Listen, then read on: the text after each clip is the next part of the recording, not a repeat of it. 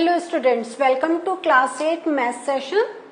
We are doing these days with chapter 5. और इस chapter 5 का टाइटल क्या है? Data handling. So till now you have learned about bar graphs, हमने एक रिविजन कर लिया है. And then we have learned about frequency distribution table कि by drawing these frequencies we can count for the numbers या students या animals जैसा हमने we can count for anything. And then today we are going to move to the grouping data. How do we group the data and why is there a need to group data? So as we will move in this session you will come to know more about this. So जो अब तक हमने सीखा है, क्या सीखा है कि we have learned about organizing the data. When the data is given to us and उसमें there are lot of information. जैसे हमने एक अभी example देखा था in the previous session that we asked students which animal they would like to have as pet. So number of students have given different type of animals. Some have said rat, cat, then this cow की बात थी and number dog की बात थी. Number of animals were there. So उसको हमने कैसे organize करा था? That we have done in practice. एक हमने और example देखा था like about the liking of the subjects. So subject था, then हमारा क्या था कि कितने students like करते हैं. Again I have left this thing. Why? Just a recap कैसे करते हैं. आज हम we will give the count and we will draw these bars in the column of tally marks to show it. तो 3 के लिए how we will do? 3 bars, 2 के लिए 2 and then 5 का, this is very important. 5 को how do we represent? Do you remember? 1, 2, 3, 4, 5 का क्या करेंगे? Cross. ठीक है, तो in this way we can organize our data. So this is a recap that we have already learned. Moving further. Now, if you have a big data, suppose like how many marks were obtained by 60 students in subject maths in class 7th. Means 7th class में there are 60 students. उसमें we are looking for the marks of maths. Now, this is a big data. And हमें ये पता लगाना है कि कितने किस मार्क्स में ज्यादा बच्चों को किस टाइप के मार्क्स मिले हैं कि 40s में ज्यादा मिले हैं या 50s में ज्यादा मिले हैं. तो for that again we have to group them. Now, if we will move to the frequency distribution table, तो what do you think? कितना टाइम लगेगा? आप एक एक नंबर लिखेंगे. आप क्या सबसे पहले you will write down the name of the students. Then based on that आप देखेंगे अच्छा फर्स्ट स्टूडेंट का इतना आया 21 and then तो see here हमें जो मार्क्स की रेंज मिल रही है अगर हम देख रहे हैं तो 10 से हमें बहुत लंबी एक रेंज मिल रही है, हमें 50 तक की रेंज मिल रही है. तो see how long your table you have to make it. तो for that to make it short, जब हमारे पास इतनी ज्यादा नंबर्स की काउंटिंग है तो हम क्या करते हैं, we make them into groups. और ग्रुप जैसे 0 to 10, 10 to 20 in this way. So but the group should be with a uniform number of numbers. Means हमारी 10-10 का डिफरेंस होना चाहिए. जैसे 0 to 10, 10 to 20, then 20 to 30, then 30 to 40. इस way में this जो इनका बीच का गैप है that should be very uniform.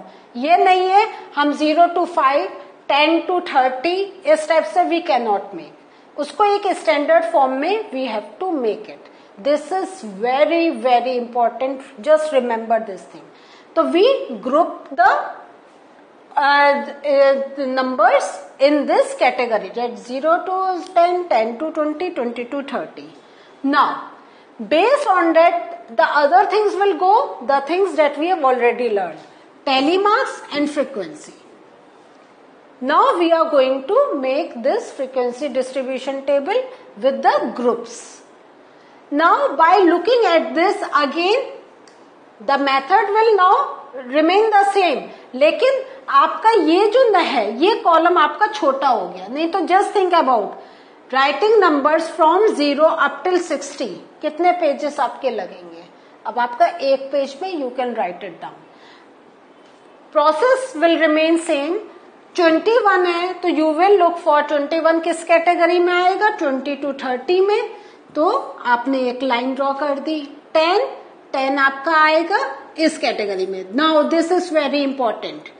यहाँ पे भी 0 to 10 है और यहाँ पे भी 10 to 20 है. तो वी आर शोइंग कि there is a difference of 10. लेकिन जस्ट रिमेम्बर 10 की काउंटिंग 10 to 20 में होगी, न कि 0 to 10. तो अगर हम काउंटिंग देखेंगे तो यहाँ पे हम वी विल मार्क 0 to 9 के नंबर. यहां से वी विल राइट 10 to 19 तक के number. Here we will write between 20 to 29. क्योंकि if you give the count तो हमारा कैसे जाएगा? 20 से 29 कह रहे हैं तो 20, 21, 22, 23, 24, 25, 26, 27, 28, 29. 10 तभी तो काउंट हो रहा है. तो जस्ट डोंट गेट कंफ्यूज कि आप 10 यहाँ पे भी लिखे और 10 का यहाँ पे भी मार्क करें. नो, यहाँ पे आपके जहां 9 तक के नंबर हैं आप यहाँ पर है, एंड देन 19 तक का यहाँ, 29 तक का यहाँ, 39, 49, 59. ठीक है. तो this you have to keep in your mind. ऐसे आप कंफ्यूज नहीं होंगे. And then the process will remain the same. You will keep on. जैसे आपने 21 मार्क कर दिया, cut down, put a mark. 10 mark कर दिया, कट डाउन, जो हमने पहले सीखा था. सो नाउ ये because this is an example, the table is in front of you. Now what more you are going to learn. तो this data presented in this manner is said to be क्या है? Grouped data. जैसा हमने पहले खाली था data. Now this will be set group data. And the distribution obtained is called frequency distribution.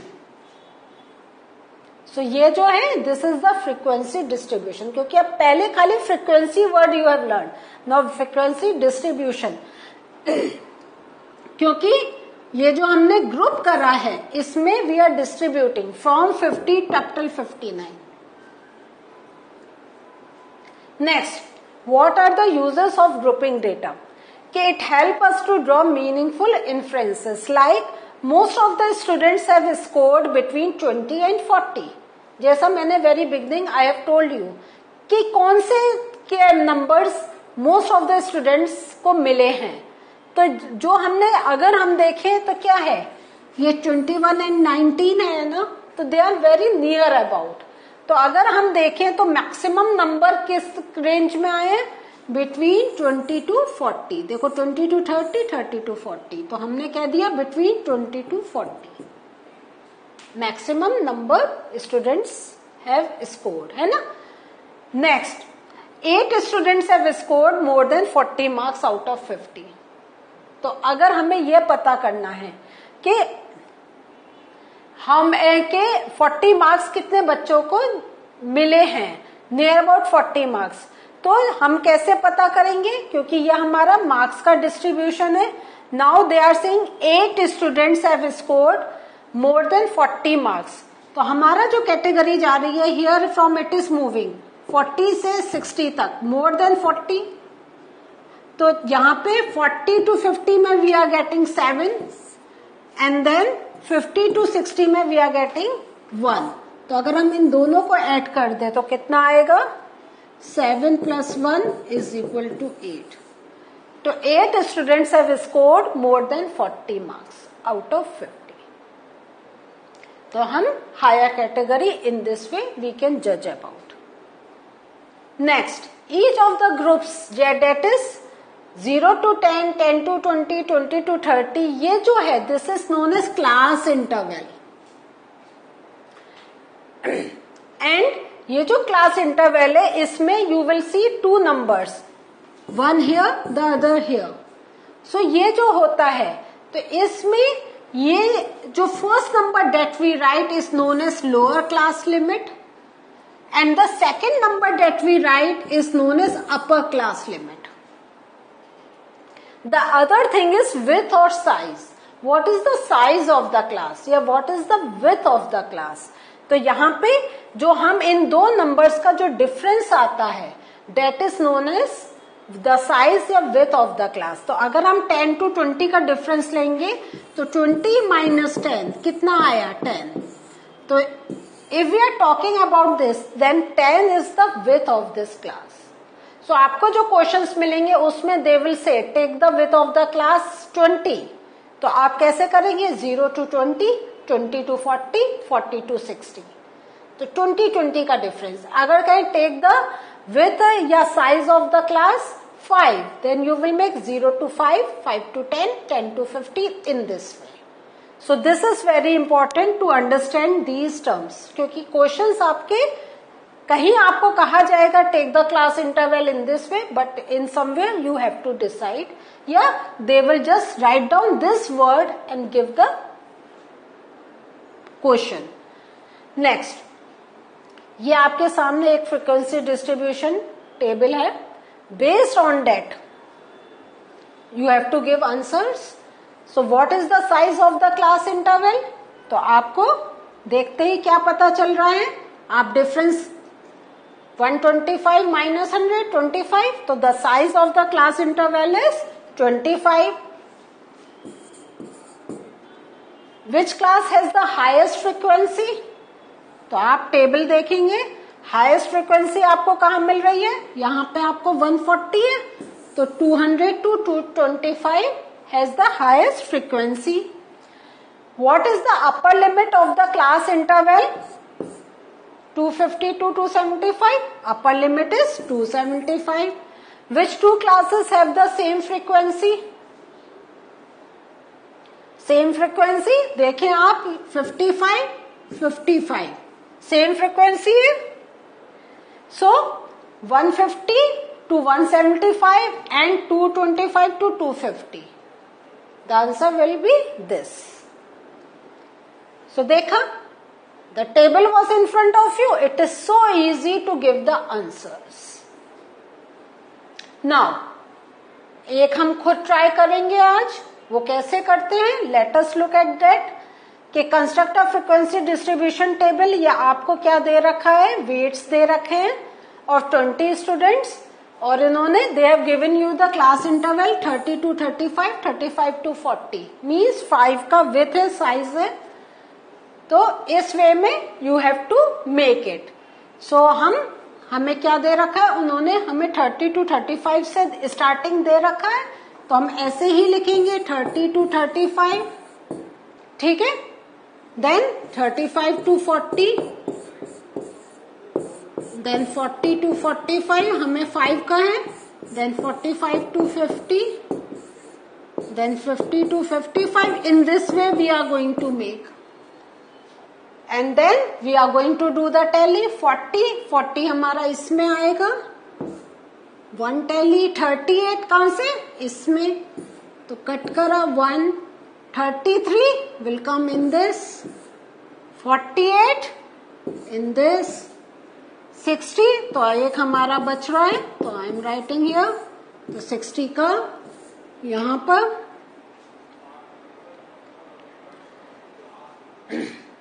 So ये हमारा जाएगा 60 to 65 में है ना.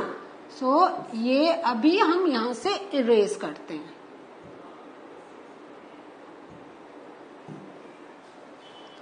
Then 53 will come here, cut down. 31 will come here, cut down.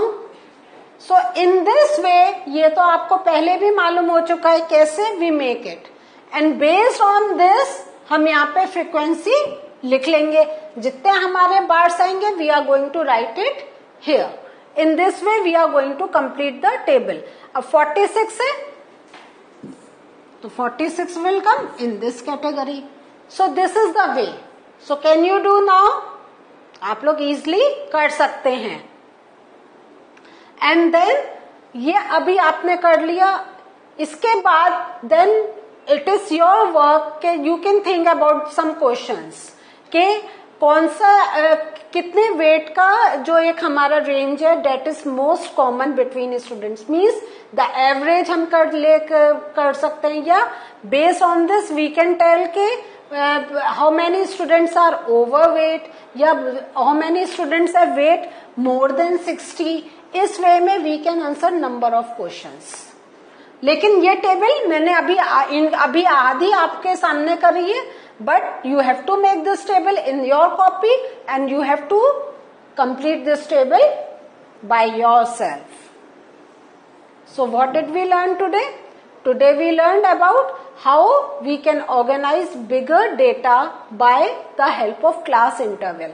This help us to do the calculation या to write down the information या put down the information in a organized way, and we can so that we can give answers to the questions related to the performance या anything the data that we have with ourselves.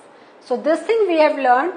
ये last का आपको tally का खुद करना है. अब make it sure कि you are going to make the table and complete it.